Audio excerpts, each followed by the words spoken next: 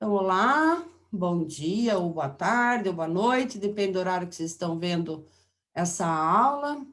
Hoje a aula é sobre as doenças causadas por plateumintes. Lembrando que os plateumintes são aqueles vermes achatados. Então, entre as principais doenças causadas por plateumintes, podemos citar a teníase, também conhecida como a solitária, a esquistossomose, a cisticercose, a hidatiose e a faciolose, que também é conhecida como faciolíase. Essas doenças podem ser associadas ao baixo nível de saneamento ambiental em determinado lugar.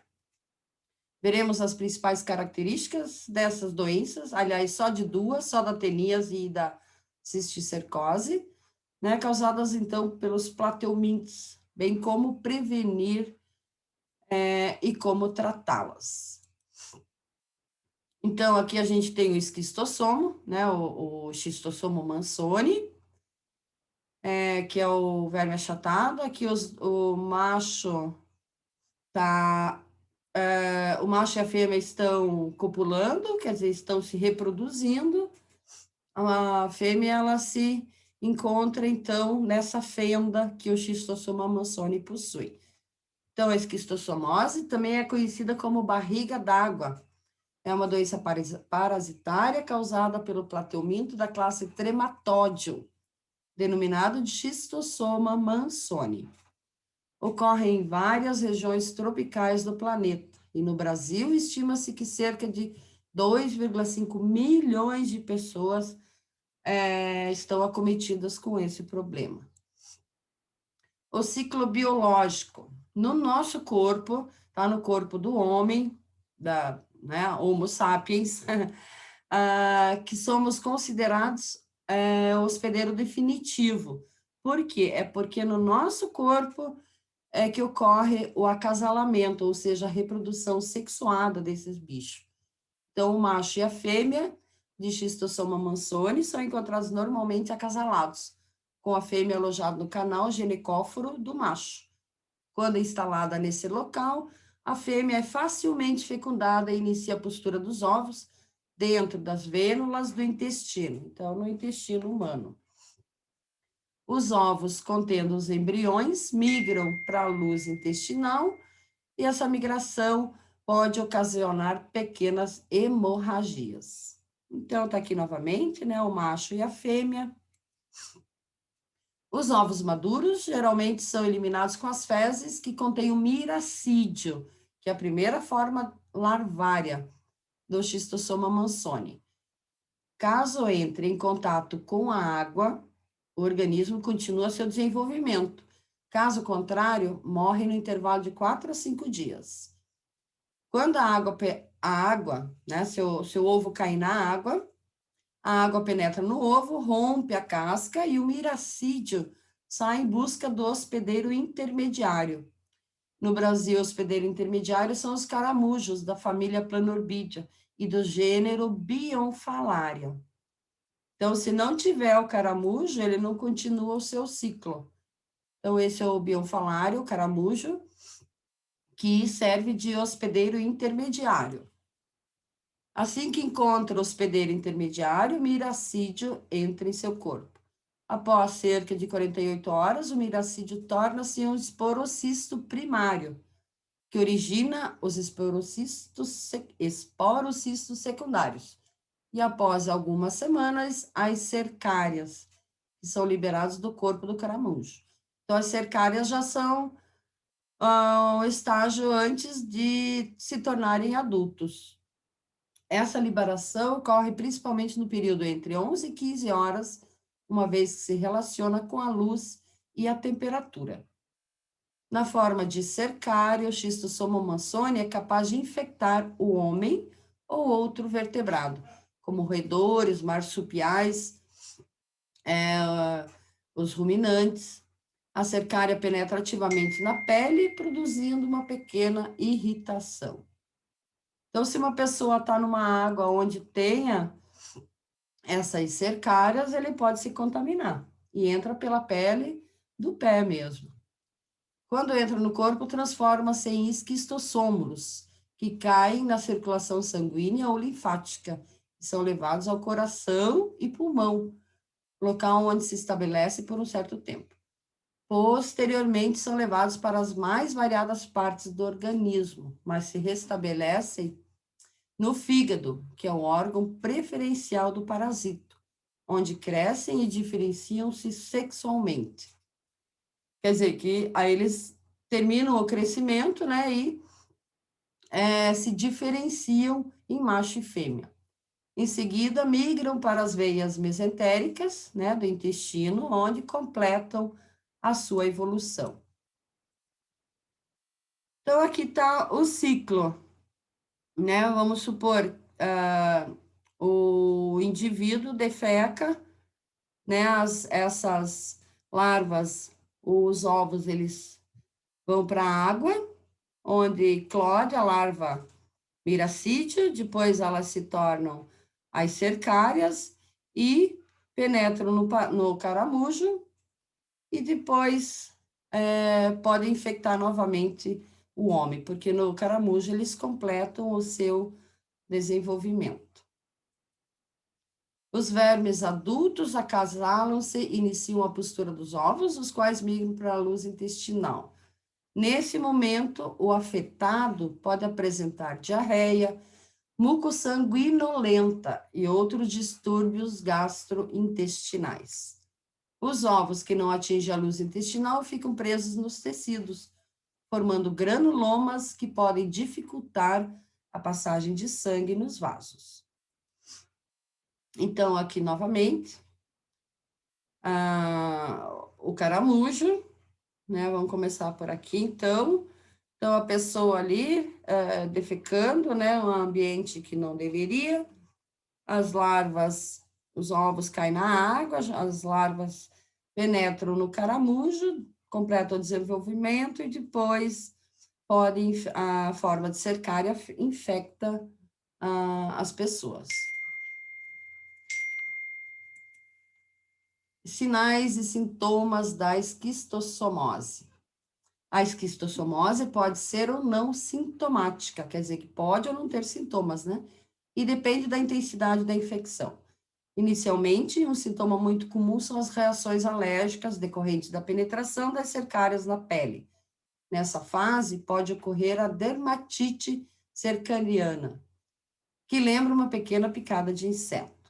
Após algumas semanas da infecção, podem surgir outros sintomas, tais como febre, tosse seca, sudorese, dor no fígado, intestino, dor de cabeça, prostração, diarreia e outros. No exame é comum perceber o aumento do tamanho do fígado e do baço, que é a hepatoesplenomegalia. Na forma crônica da doença pode-se observar hipertensão pulmonar, acúmulo de água no abdômen, por isso que também é chamado de barriga d'água, e ruptura de varizes no esôfago, entre outras manifestações. Por causa da ascite, a doença também é chamada de barriga d'água. O tratamento é feito analisando o seu estágio e os sintomas que o paciente apresenta. Inicialmente, logo após a penetração da larva, pode-se observar uma dermatite cercariana. E essa fase pode ser tratada com antihistamínicos, a fim de parar a coceira e outros medicamentos indicados pelo médico. E nas fases mais avançadas, o tratamento é feito geralmente com o uso de medicamentos denominados de praziquantel e oxamniquine. Esses nomes de remédios, né? Bom, ateníase e cisticercose. Os dois são causados pelo mesmo plateuminto, tá? Só que de formas diferentes. Então, a teníase é uma doença que é adquirida quando ingerimos carne bovina ou suína que apresenta um mau cozimento, ingerindo os ovos dos parasitas. Então, essa doença afeta o sistema digestivo, causando dores de barriga, falta de apetite e perda de peso. Ai, tô com tosse, gente. Perdão. Já a cisticercose é uma doença causada pelo contato humano com fezes infectadas pela tênia. Então, alimentos infectados, né? Dependendo da onde tem plantação de hortaliças, alguma coisa assim, perto de criadouros, esses alimentos podem estar infectados, então, com os ovos da tênia. Assim como a água não tratada e a má higiene são atores importantes para a transmissão. A infecção afeta cérebro, músculo e tecidos. Então, eles são levados através da corrente sanguínea até o cérebro, onde se instalam e crescem dentro do cérebro. Aí é difícil, né, o tratamento. A teníase e a cisticercose são causadas pelos vermes Taenia solium e Taenia saginata. Apesar de serem causadas pelos mesmos vermes, as doenças são diferentes, tanto pelos sintomas e áreas afetadas pelo parasita, quanto por suas formas de contágio. Assim como outras verminoses, os ciclos das doenças da teníase e da cisticercose estão profundamente relacionados à falta de saneamento básico. Na linguagem popular, elas são conhecidas como lombriga para a teníase e como doença do porco para a cisticercose. Uma tênia saginata pode chegar a 10 metros de comprimento ao longo do intestino dos seres humanos. Então, vou falar sobre a teníase agora. A teníase é uma doença causada pela forma adulta das tênias, a tênia solium, que é do porco, e a tênia saginata, que é do boi. Muitas vezes o paciente nem sabe que convive com o parasita em seu intestino. As tênias também são chamadas de solitárias, porque na maioria dos casos o portador traz apenas um verme adulto. Caso hajam 2 vermes no intestino, uma solitária vai destruir a outra. Então, a mais forte vence, né? Então, sempre por isso que é chamada solitária, só fica uma. São altamente competitivas, pelo habitat, e sendo hermafroditas, com estruturas fisiológicas para autofecundação, não necessitam de parceiros para cópula e postura de ovos.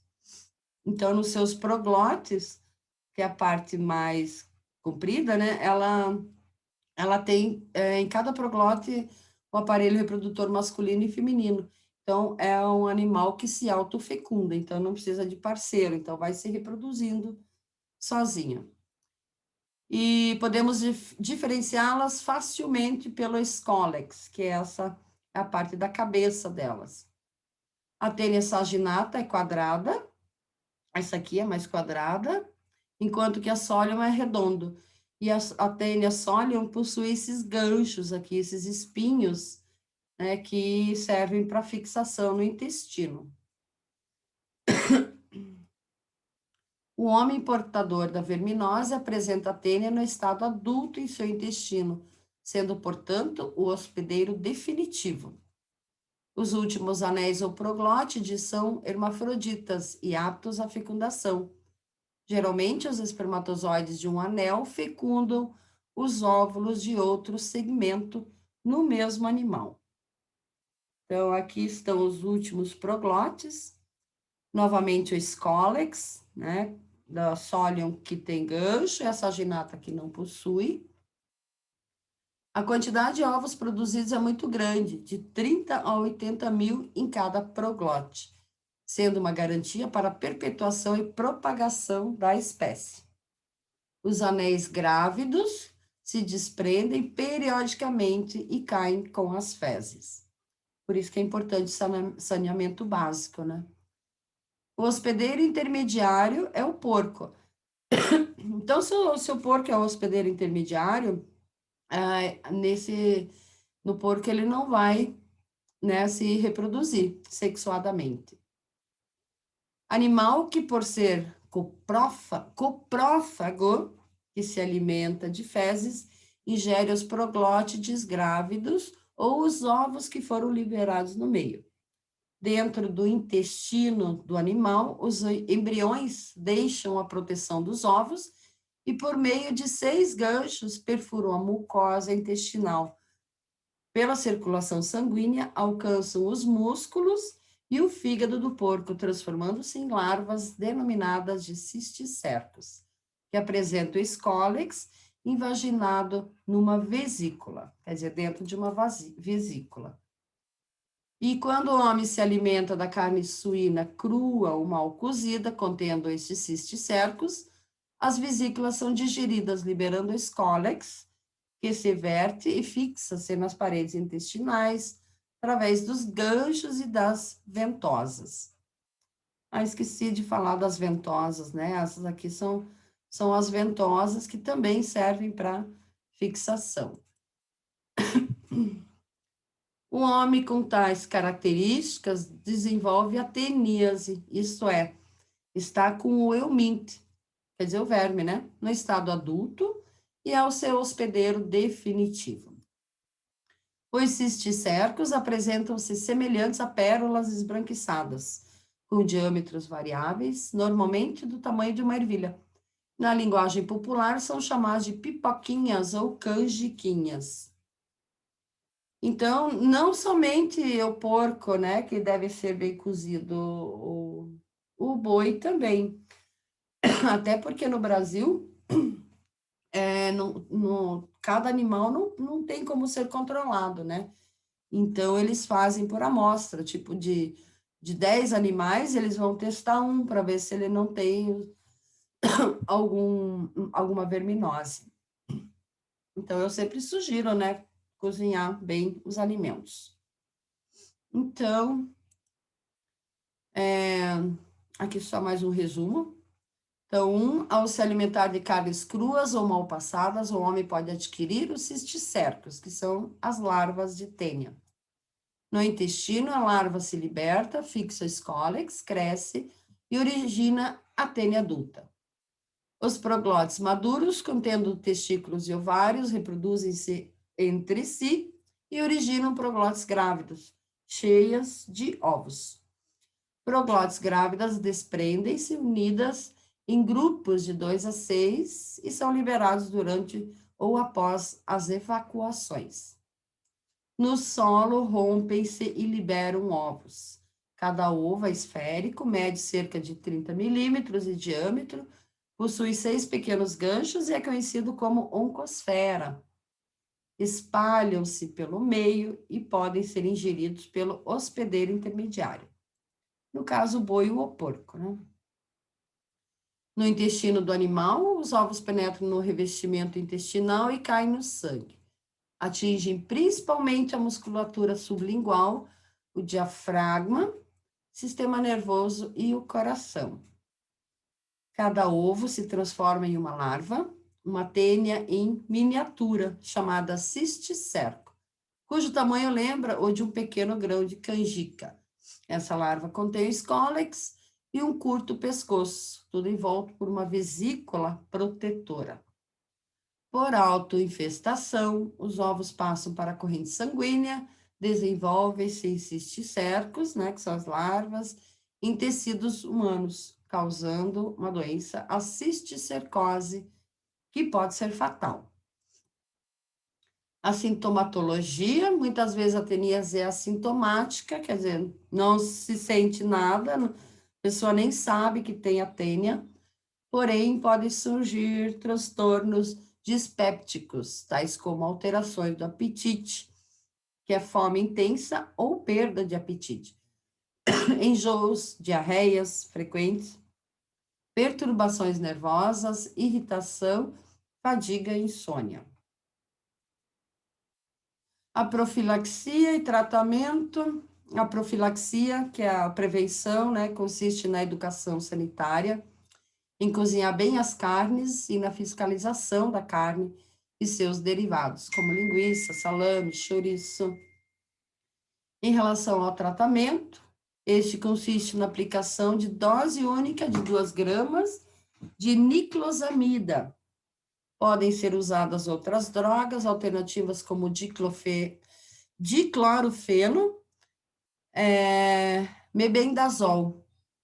O chá de sementes de abóbora é muito usado e indicado até hoje por muitos médicos, especialmente para crianças e gestantes. Veja só, então, até as sementes, né, de abóbora servem para isso. Então é isso, encerrando a aula, encerrando a gravação. Obrigada.